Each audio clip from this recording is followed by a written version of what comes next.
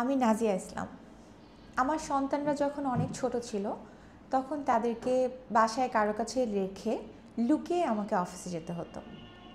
এভাবে কোনো একদিন আমি অফিসে যাওয়ার সময় কোনোভাবে আমার ছোট ছেলে লিফটের সামনে চলে আসে, আর সেই অবস্থায় লিফটের দরজাটা লেগে যায়।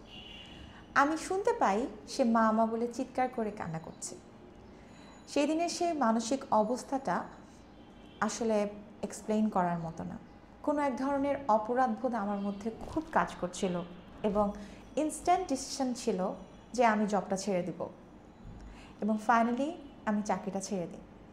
পরবর্তীতে আমার সন্তানরা যখন বড় হতে থাকে এবং স্কুলে ভর্তি হয়, আমি আবার কেরিয়ারে ব্যাক করার চিন্তা করি, এবং কেরিয়ার হিসাবে তখন টিচিং প্রফেশনটাকে আমার মনে হয়েছে বেস্ট হবে।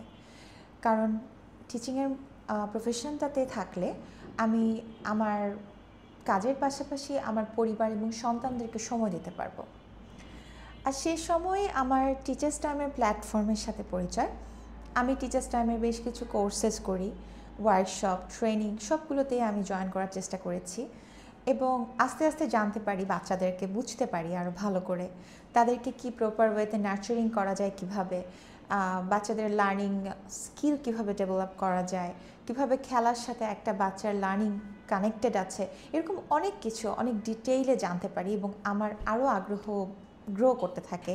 তারপর সামারফিল্ড ইন্টারন্যাশনাল স্কুলে আমি টিচার হিসাবে কাজ করার সুযোগ পাই, এবং সেই সাথে কিডস টাইমের গুলশান ব্রাঞ্চে কোঅর্ডিনেটর হিসাবেও দায়িত্ব পালন করি।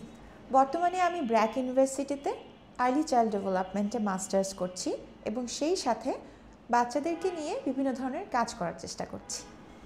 মায়েরা যারা চাকরি থেকে ব্রেক নিয়েছেন এবং এখন চিন্তা করছেন আবার নতুনভাবে কেরিয়ার শুরু করতে, আমি মনে করি তাদের জন্য টিচিং প্রফেশনটা ভালো হবে, এবং টিচার্স টাইম আপনাদেরকে সাহায্য করবে নতুন আত্মবিশ্বাস নিয়ে সামনে এগিয়ে যেতে।